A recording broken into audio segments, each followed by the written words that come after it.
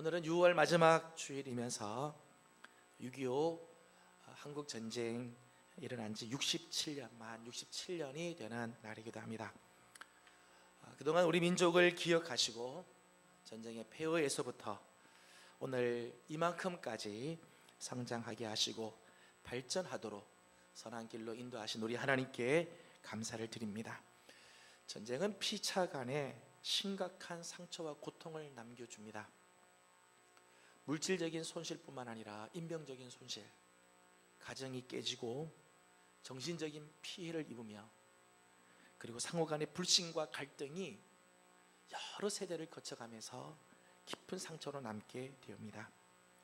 정말 이 땅의 6.25와 같은 전쟁이 다시는 일어나지 않아야 할 것입니다. 이를 위해서 우리 교회와 우리 성도들은 진심으로 우리 나라를 위해서 기도해야 할 것입니다. 언제 어떻게 어떤 일이 일어날진 아무도 모르기 때문입니다. 특별히 지금 한국의 상황이 썩 그렇게 좋은 상황은 아닙니다. 정말 기도함으로 이 땅에 전쟁이 지나가고 하나님의 평화가 임하도록 늘 기도해야 할 것입니다. 또 한편 하나님께서는 이 6.25 한국 전쟁을 통해서 우리 민족을 단련시키고 또 새로운 역사를 쓰기도 하셨어요.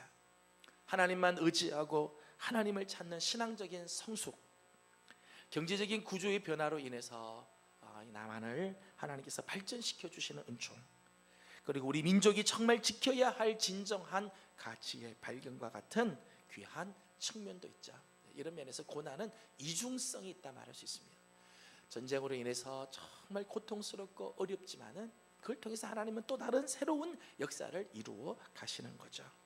저는 하나님께서 우리 민족에게 주셨던 이 귀한 교훈을 잊지 말고 잘 간직하고 보존하는 우리 귀한 민족 되어지기를 주님의 이름으로 소망합니다. 우리가 살아가는 동안 피할 수 없는 문제 중에 하나는 고난의 문제입니다. 고난, 피할 수 없는 현실이죠. 고난의 문제는 신앙의 성숙과는 상관이 없습니다. 신앙이 좋은 사람은 고난이 없고 신앙이 없으면 고난이 있느냐? 그렇지 않습니다. 모든 사람에게 보편적으로 다가오는 문제입니다. 성경을 보면 하나님을 잘 믿는 믿음의 선조 중에서도요, 고난의 문제에 직면한 사람들이 많이 있죠. 요셉이나 다윗이나 다니엘, 바울, 더더욱 우리 주 예수 그리스도의 십자가 엄청난 고난을 당하고 있는 것을 봅니다. 시편 22편 1절과 2절 말씀 보면 다윗의 절규가 나옵니다. 다윗이 이런 고백을 한 적이 있어요. 내 하나님이여 내 하나님이여 어찌 나를 버리셨나이까? 어찌 나를 멀리하여 돕지 아니하시오며 내 신음소리를 듣지 아니하시나이까? 내 하나님이여 내가 낮에도 부르짖고 밤에도 잠잠하지 아니하오나 응답하지 아니하시나이다. 여러분, 다윗과 같이 정말 하나님의 마음에 맞는 사람이 어디 있어요? 근데 그 다윗도요, 이런 고난을 당할 때가 있다는 거예요. 마치 버림받은 것 같은 아픔, 사방에 자기를 도울 자가 아무도 없는 것 같은 그런 상황 속에서 막 신음소리가 절로 막 나오고 탄식의 소리가 부르져 나오는데 하나님은 아무 응답이 없는 것 같은 고난을 느낄 때가 있다는 거죠. 고난은 누구에게나 다가올 수 있는 문제입니다. 다만 그 고난의 문제 앞에서 좌초되지 않고 그 고난을 어떻게 극복할 것인가 하는 게 중요하지. 오늘 고난이라고 하는 문제는 피할 수 없는 현실입니다. 누구에게나 다 고난의 문제는 다가옵니다. 다만 그 문제 앞에서 무너지고 깨지고 좌초하는 사람이 있는가 하면 그것을 극복하는 사람이 있죠. 여기에 신앙의 차이가 있는 것입니다. 이 고난의 문제를 가장 적나라하게 그리고 정말 심도 있게 다룬 성경이 바로 욥기죠. 욥은 하나님께서도 인정하신 의인이었습니다. 욥기 1장 8절과 2장 3절 말씀 보면 하나님이 똑같이 이렇게 말씀, 성경 보면 이렇게 똑같이 돼 있어요. 하나님께서 사탄에게 이르시되 내가 내 종 욥을 주의하여 보았느냐? 그와 같이 온전하고 정직하여 하나님을 경외하며 악에서 떠난 자는 세상에 없느니라. 욥은 하나님이 인정하신 사람. 누구 앞에서요? 사탄 앞에서도. 하나님이 사탄에게까지 자랑스러워하고 하나님이 정말 인정할 만한 사람이었습니다. 욥은 동방의 거부로서 양이 7,000마리, 낙타가 3,000마리, 소가 500결이, 500결이니까 1,000마리죠. 암나귀가 500마리나 되었습니다. 엄청난 부자예요. 그럼에도 불구하고 그는 온전하고 정직한 삶, 하나님을 경외하고 악에서 떠난 삶을 살았다는 거예요. 세상적인 물질이 풍요한 가운데서도 하나님 앞에서 신실한 삶, 경건의 삶을 놓치지 않았다는 거죠. 자녀들이 생일을 맞이하여서 함께 모여서 잔치를 하고 나면 자녀들을 차례대로 불렀습니다. 불러서 성결하게 하고 자녀들의 명수대로 하나님께 번제를 드렸습니다. 혹시 이 자녀들이 생일 잔치하고 파티를 하다가 하나님께 범죄한 일이 있을까? 그래서 다 하나님 앞에 번제의 제사를 드렸다는 거예요.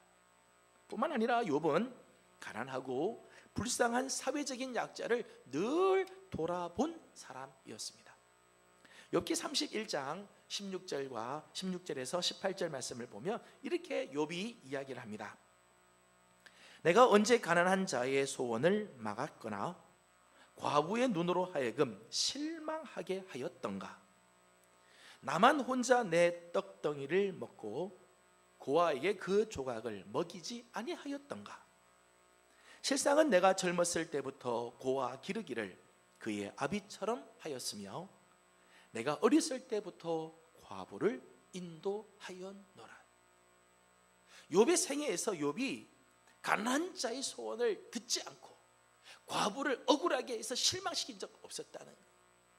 약하고 연약하고 고아들을 늘 돌보되 아버지같이 돌보아주고 늘 인도해 주는 삶을 살았다는 거예요. 욥은 신앙적인 면에서도 의인입니다. 인격적으로도 참 의인의 모습을 갖고 있고 사회적인 면에서도 역시 그는 참 의인의 삶을 살았습니다. 그런데 그의 인생에 고난의 바람이 불어오기 시작해요. 신앙적으로도 인격적으로도 사회적으로도 정말 하나님 보시기에 인정할 만한 삶을 살았음에도 불구하고 하나님을 잘 섬길 뿐만 아니라 이웃을 잘 돌아보며 자녀들에게 믿음으로 양육하는 삶을 살았음에도 불구하고 그에게 이 고난이 닥쳐왔다는 거예요. 우리가 잘 아는 것처럼 하루아침에 욥의 재산이 다 날아가 버렸습니다. 스바 사람이 몰려오더니 욥의 소와 나귀를 다 빼앗아갑니다. 하나님의 불이 갑자기 떨어지더니 그 7천의 양들이 다 불살라 죽어버리고 말았습니다. 갈대아 사람들이 나타나더니 낙타를 다 빼앗아갑니다. 그리고 10명의 자녀들이 맏아들의 집에서 잔치를 하여 음식을 먹고 포도주를 마실 때 갑자기 돌풍이 불어오기 시작하고 큰 바람이 불어오더니 그 집을 때리는데 그 집이 와르르 무너졌습니다. 그 바람에 자녀들이 모두 다 죽어버리고 말았습니다. 설상가상으로 자기 몸에는 발바닥에서부터 정수리까지 종기가 나서 기왓장으로 긁지 않으면 견딜 수가 없는 정도가 됩니다. 그러자 아내는 하나님을 저주하고 차라리 죽으라고 이야기를 하고 조롱하면서 떠나버립니다. 친한 친구들이 찾아와서 위로한답시고 말을 하는데 오히려 욥의 염장을 지르고 속을 긁어대며 그를 정죄까지 하였습니다. 고난의 극치를 지금 맛보는 거죠. 가지고 있는 그 많은 물질을 하루아침에 잃어버리고 10명의 자녀들이 하루아침에 송장이 되어 죽어버리고 건강을 잃어버리고 가장 가까운 사람들로부터 버림을 당하는 인간관계를 상실해 버렸어요. 여러분, 우리에게 이런 고난이 오면 우리는 어떻게 합니까? 제가 말씀을 묵상하다가요, 욥의 고난 중에 하나만 나한테 닥쳐도 미칠 것 같을 거야. 한평생 쌓아두었던 재산을 하루아침에 사기를 당했다. 잠 못 잘 것 같아. 정말 죽을 것 같지 않겠어요? 근데 사랑하는 아들과 딸이 하루아침에 정말 생죽음을 당했다면 여러분 이런 경우에 제정신으로 살 수 있겠어요? 내 주위에 정말 가까이 있다고 하는 사람들이 나를 저주하고 정죄할 때, 내 마음을 긁을 때 이게 사람 사는 삶이라고 말할 수 있겠어요? 발바닥부터 정수리까지 성한 데 없이 온통 질병으로 가득 찼다면 이게 정말 사는 인생이라고 말할 수 있겠어요? 욥이 이런 고난의 절정에서 고백한 내용이 바로 오늘 본문입니다. 오늘 본문은요, 욥기 전체의 결론과 같은 말씀이에요. 욥기 전체의 주제와 같은 말씀이죠. 10절 말씀 읽었습니다만은 10절을 다시 한번 우리 읽어보도록 하겠습니다. 귀한 말씀이고 이 말씀은 우리가 암송을 해야 할 말씀이에요. 10절을 같이 읽겠습니다. 시작. 그러나 내가 가는 길을 순금같이 되어 나오리라. 아멘. 욥은 지금 고난의 한가운데서 정말 중요한 사실 몇 가지를 발견을 했어요. 정말 고난의 극치, 고난의 그 절정에서 그 깨달은 진리가 있었다는 거예요. 그리고 그 깨달음이 고난을 끝까지 이길 수 있게 해 주었습니다. 저는 오늘 우리가 함께 읽은 이 본문의 말씀은 고난을 극복하는 매뉴얼과 같은 거라 생각을 합니다. 고난을 맞이하는 성도들은 이 매뉴얼을 지켜야 돼요. 이 매뉴얼을 꼭 가지고 있어야 돼요. 고난을 극복하는 아주 중요한 매뉴얼이에요. 욥이 이 고난을 당할 때 깨달은 것이 있습니다. 첫째는 내가 가는 길을 하나님께서 다 알고 계시다는 사실입니다. 내가 가는 길을 하나님께서 다 아신다. 사람이 한번 고난을 당하면 방향 감각을 상실하게 됩니다. 내가 지금 어디에 있는지, 내가 지금 어디를 향해야 하는지, 내가 지금 무엇을 해야 하는지, 나는 누구인지 방향을 잃을 때가 있어요.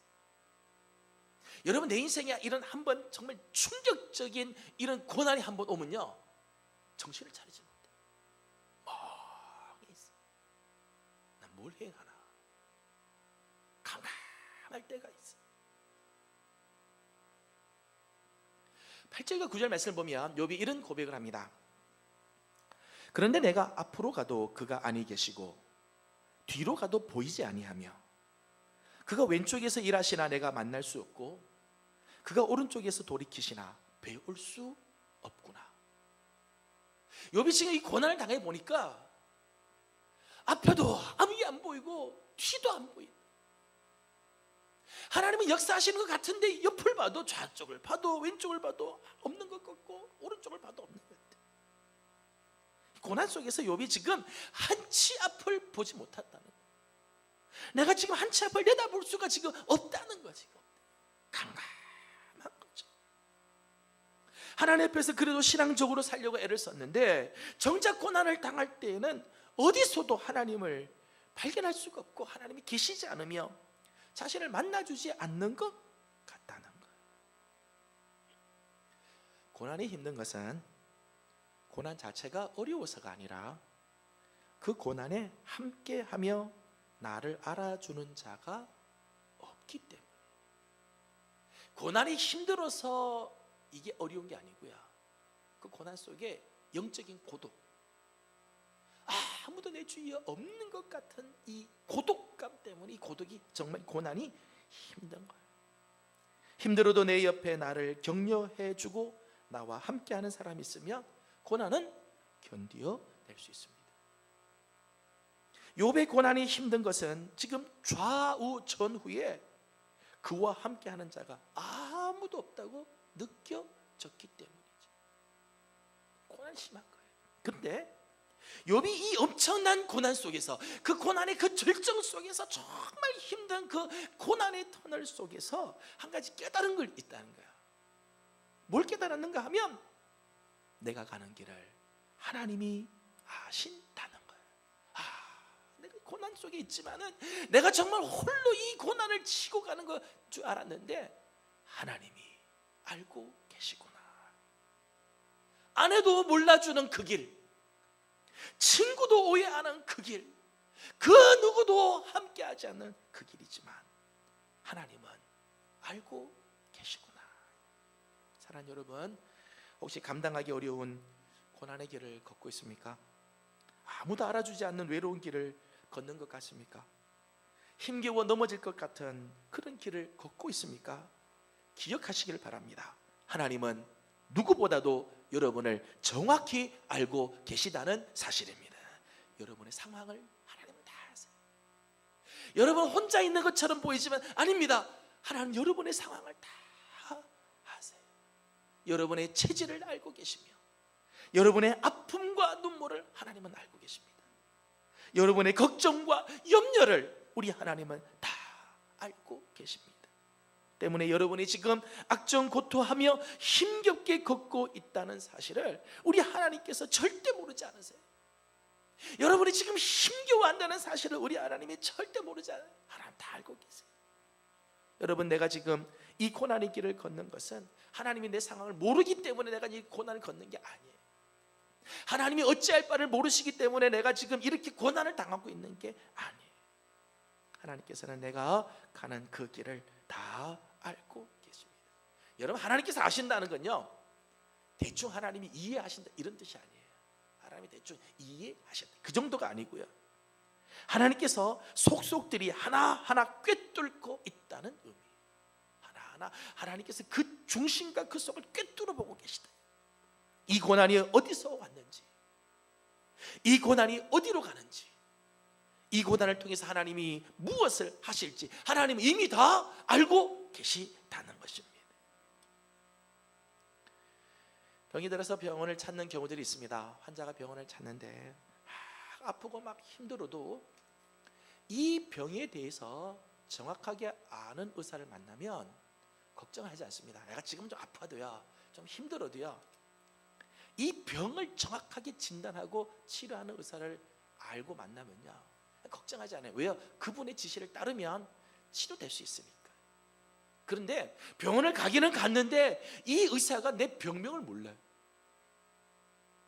내 병이 왜 생겼는지도 몰라요. 이 병을 어떻게 치료하는지도 모른다. 이게 문제죠. 이게 문제. 내 병을 알면요, 괜찮아요. 그분에 따르면 되는 거죠. 여러분, 하나님께서는 지금 여러분의 상황을 다 알고 계십니다. 여러분을 위한 해답을 하나님께서는 이미 가지고 계시는 줄을 믿으시기를 바랍니다.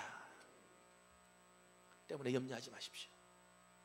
고난이 있어도요, 두려워하지 마십시오. 오늘 13절과 14절 말씀을 보면 욥이 이런 고백을 합니다. 다 같이 한번 읽어보겠습니다. 시작. 그는 뜻이 일정하시니 누가 능히 돌이키랴. 그의 마음에 하고자 하시는 것이며 그것을 행하시나니 그런즉 내게 작정하신 것을 이루실 것이라. 이런 일이 그에게 많이 있느니라. 아멘. 욥이 아주 귀한 고백을 하는데, 그는 뜻이 일정하시니, 하나님은 나를 향한 하나님의 뜻을 하나님은 일정하게 가지고 계시다는 거예요. 내가 지금 아무리 어려운 환경을 지나가고 내가 아무리 지금 힘든 고난을 지나가도 나를 향한 하나님의 뜻은 언제나 일정하시다. 하나님은 나를 위하여 하나님 작정하신 것이 있고 그 작정하신 것을 하나님은 반드시 이루신다는 거예요. 욥이 이걸 알았다. 비록 내가 이 고난이 힘들지만, 내가 이 고난 가운데 정말 너무너무 어렵지만 하나님은 나의 길을 알고 계시고 나를 향한 뜻을 갖고 계시며 작정하신 뜻을 하나님 이루신다는 거예요. 창세기 45장 5절에서 7절 말씀을 보면 요셉이 애굽에서 정말 고생하지 않아 형들에게 배신당하고 노예로 팔려서 정말 어려운 시기를 쭉 지나는데 요셉이 자기가 지난 그 고난에 대한 해석을 이렇게 했습니다. 당신들이 나를 이곳에 팔았다고 해서 근심하지 마소서, 한탄하지 마소서. 하나님이 생명을 구원하시려고 나를 당신들보다 먼저 보내셨나이다. 하나님이 큰 구원으로 당신들의 생명을 보존하고 당신들의 후손을 세상에 두시려고 나를 당신들보다 먼저 보내셨나니. 욥이 자기의 고난을 해석하는 거야. 내가 정말 이 애굽에 와서 고생고생 노예로 살고 죄수로 살고 정말 죽을 고비를 지나왔던 그 고난이 있는데 돌이켜보니까 이 고난에는 하나님의 계획이 있었다는 거예요. 하나님이 내 고난을 모르는 게 아니라 하나님이 이 고난 속에 하나님의 뜻이 있었고 계획이 있었고 섭리가 있었다는 것을 알았다는 거죠. 가족을 살리고 온 땅을 살리고 후손들을 살리기 위해서 하나님이 생명을 구원하기 위해서 나를 먼저 이곳에 보내신 겁니다. 이걸 알게 된 거죠. 고난 속에는 하나님의 계획과 섭리가 있음을 기억하시기를 소망합니다. 이 사실을 믿는 사람은 고난 속에서 흔들리지 않습니다. 고난을 능히 극복해 낼 줄로 믿습니다. 이 고난은 하나님이 알고 계시다. 하나님이 해답을 갖고 계심을 믿는 성도들이 되기를 소망합니다. 두 번째 욥이 깨달은 게 있어요. 두 번째는 하나님께서는 지금 나를 고난 속에서 단련시키고 계시다는 거예요. 단련시키고 계시다. 내가 지금 이 고난을 당하는데 이 고난이 그냥 고난이 아니라는 거예요. 단련이라고 하는 것은 쇠붙이를 불에 달구어 두들겨서 단단하게 하는 것, 그것을 단련이라고 이야기해요. 쇳덩어리를 불에다 넣어서 막 달군 다음에 망치로 막 두들기죠. 그러면서 이것을 단단하게 만드는 것을 단련이라고 이야기해요. 여러분, 쇠붙이가 불에 들어가서 불에서 달구어지면 이게 얼마나 뜨겁겠어요. 그걸 망치로 막 내리 두들기면 막 정신이 없을 겁니다. 그런데 이런 과정 통해서 쇠붙이는 강하고 단단하게 되는 거예요. 이게 강철이 되어서 나무를 베기도 하고 전쟁에 나가서 승리케 하는 무기가 되기도 하는 거예요. 풀무를 통과하지 않은 철은요, 단련되지 않은 철은요 쓸모가 없어요. 이거 무도 벨 수가 없습니다. 욥이 고난 속에서 깨달은 것이 있었습니다. 그것은 하나님이 지금 자신을 고난이라고 하는 풀무불 속에서 단련시키고 있다는 것이. 하나님께서는 당신이 사랑하는 사람을 소중하게 사용하기 위해서는 고난의 풀무를 지나가게 했어요. 하나님이 정말 사용하시기를 기뻐하시는 사람, 하나님이 정말 소중하게 사용하기 위해서는요 이 고난의 풀무를 지나가게. 이사야 48장 10절은 이렇게 말씀합니다. 보라, 내가 너를 연단하였으나 은처럼 하지 아니하고 너를 고난의 풀무불에서 택하였노라. 하나님이 쓰시는 사람은요, 하나님이 일부러 고난의 이 풀무를 지나가게 한다는 거예요. 단련을 시킨다는 거예요. 존귀하게 쓰기 위해서.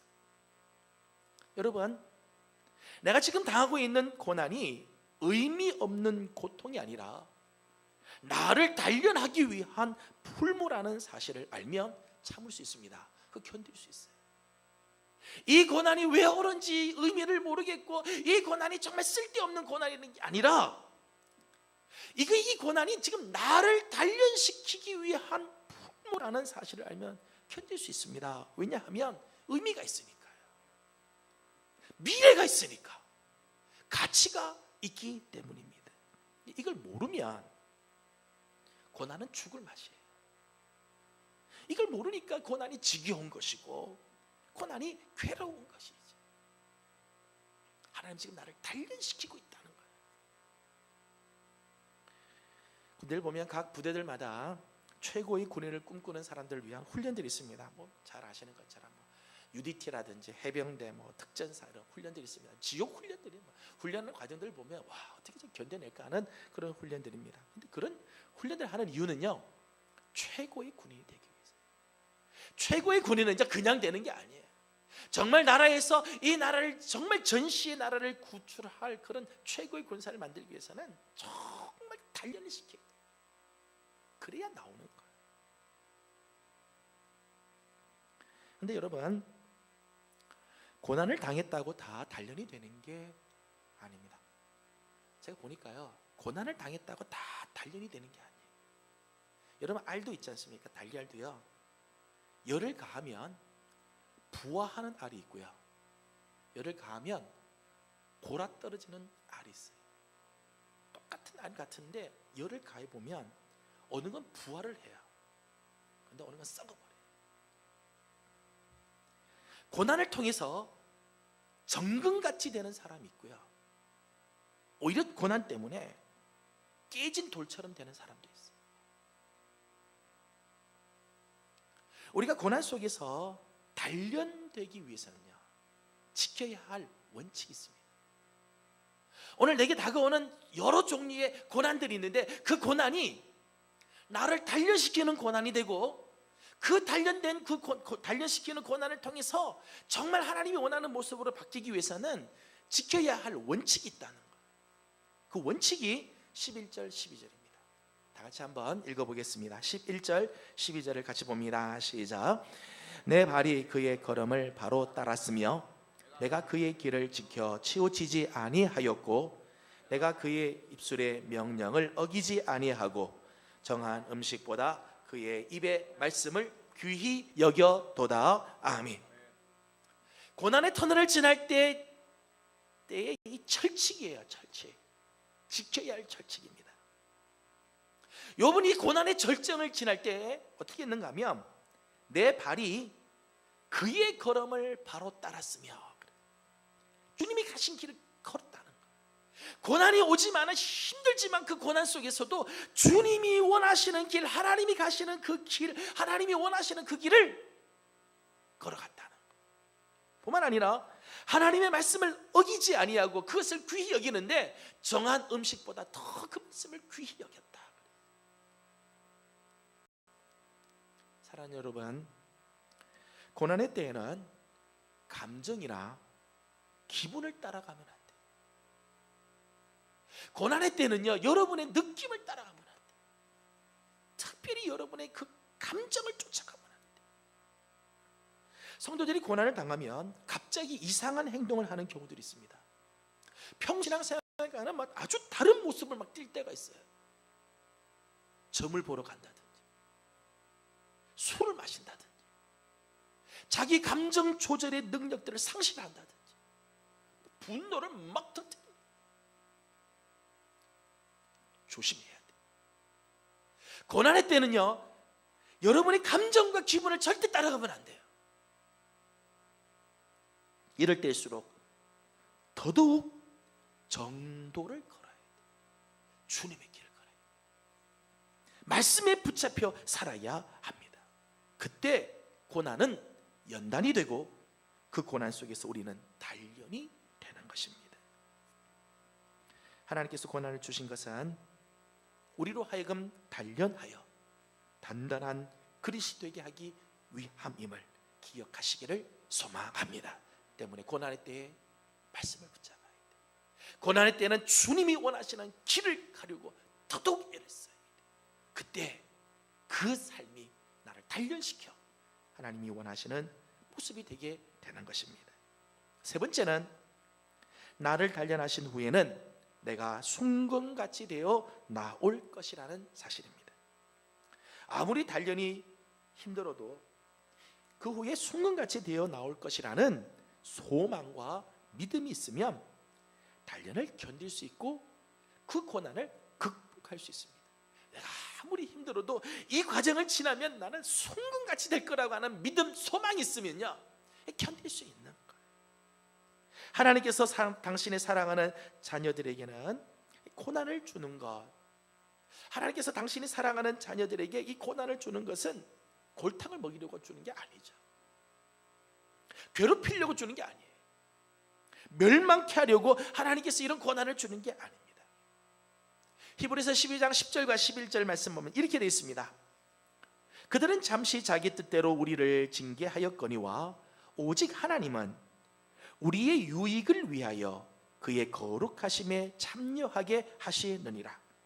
무릇 징계가 당시에는 즐거워 보이지 않고 슬퍼 보이나 후에 그로 말미암아 연단받은 자들은 의와 평강의 열매를 맺느니라. 징계가 힘들죠. 하나님으로부터 징계당하고 이 단련당하는 게, 이 훈련되는 게 이게 쉽지 않아요. 즐거운 일이 아니에요. 그러나 이로 말미암아 연단을 받은 사람, 단련이 된 사람은 의와 평강의 열매를 맺게 된다. 정말 아름다운 열매를 맺게 된다는 것. 야고보서 1장 2절에서 4절은 이렇게 말씀합니다. 다 같이 한번 읽어보도록 하겠습니다. 시작. 내 형제들아, 너희가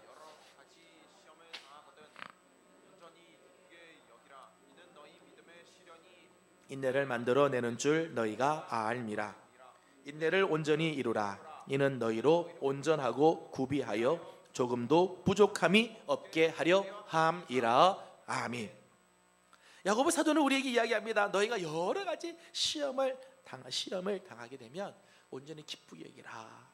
이 믿음의 시련이 우리 인내를 만들어내고 그 인내를 온전히 이루면 온전하고 구비하여 조금도 부족함이 없는 하나님의 사람이 되게 하신다는 것. 제가 몇 년 전에 도자기 공장을 한번 방문한 적이 있습니다. 우리나라의 명품 도자기 그릇을 만드는 곳을 가봤는데 도자기 만드는 공정들을 이렇게 쭉 보게 됐어요. 근데 이 도자기 그릇이 이게 아름다운 그릇이 되려면은 과정 중에 유약이라고 하는 것을 묻혀야 돼. 그래야지 이게 빛이 반짝반짝 나고 그리고 이게 가치가 확 드러난다는 거예요. 근데 이 유약이 사실은 성분이 굉장히 독성이 있답니다. 그래서 이 인산부들이 이 냄새, 유약 냄새를 맡으면요 유산까지 될 수 있대요. 이 마셨다가는 이 사람 큰일 난다는 거예요. 더더욱 이 유약을 바른 그릇이 이 유약 처리가 되지 않으면 거기다 음식을 올려놓잖아요. 그러면 자기도 모르는 사이에 이 독약을 먹고 있다. 근데 유약을 발라야 이게 빛이 반짝반짝 나고 이 그릇이 진짜 이제 명품 그릇 같이 이제 나오게 되는데 그 유약을 바른다면 어떻게 유약을 없애는가 하면 이거를 1200도에서 1500도 풀목불 속을 지나가게 컨베이어 시스템이 돼서 쭉 돌아가는데 얼마를 돌아가는가 하면 2박 3일을 지나가게 한다는 거야. 2박 3일 그 불 속을 쭉 지나가게 2박 3일 동안 1200에서 1500도의 그 풀물을 지나가고 나면 이 유약 안에 있는 독약이 다 빠져나간다. 그래서 마지막 딱 나올 때 보면 진짜 깨끗한 그릇으로 정말 명품 자기가 되어서 나온다는 거예요. 여러분 우리 인생에요 독들이 있어요. 여러분 우리 인생을 망가지게 하는 그런 독들이 있습니다. 이 독들이 빠져야 돼요. 이 독이 빠지는 과정이 뭔가 하면 이게 단련이고 이게 고난. 사랑하는 여러분 앞에 있는 고난은 결코 쓸데없는 시간 낭비가 아닙니다. 하나님께서 아무 의미 없이 여러분에게 던진 공이 아닙니다. 우리를 송금 같은 존재로 만들기 위한, 오늘 우리를 명품 도자기로 만들기 위한 과정들이, 우리 안에 있는 이 죄의 독들을 빼내기 위해서, 정말 겸손히 하나님만 의지하는 삶을 살게 하기 위해서, 하나님이 정말 기뻐하시는 거룩한 삶을 붙잡는 삶을 살게 하기 위해서 이 과정을 지나가게 하시는 때문에, 이 과정을 잘 마치면 우리는 빛나고 존귀한 하나님의 사람으로 거듭나게 될 것입니다. 저는 우리 사랑하는 성도들의 삶에 이런 귀하고 아름다운 모습이 늘 있기를 주님의 이름으로 축복합니다. 말씀을 맺습니다. 고난이 결코 즐거운 것은 아닙니다. 고난이 즐겁지는 않습니다. 하지만 그렇다고 필요 없는 것도 아닙니다. 하나님께서 당신의 자녀들에게 고난을 허락하실 때가 있습니다. 아니, 하나님이 정말 사랑하는 자녀일수록 고난을 더 허락하십니다. 왜냐하면 고난의 현장이 비록 힘들고 어렵지만 이 고난이 나를 순금같이 만들기 때문입니다. 여러분, 이 고난의 길은 나 홀로 가는 것이 아니라 하나님께서 이미 알고 계시며 나를 위하여 그 길의 마지막을 아름답게 계획하고 준비하고 계심을 믿으시기를 소망합니다.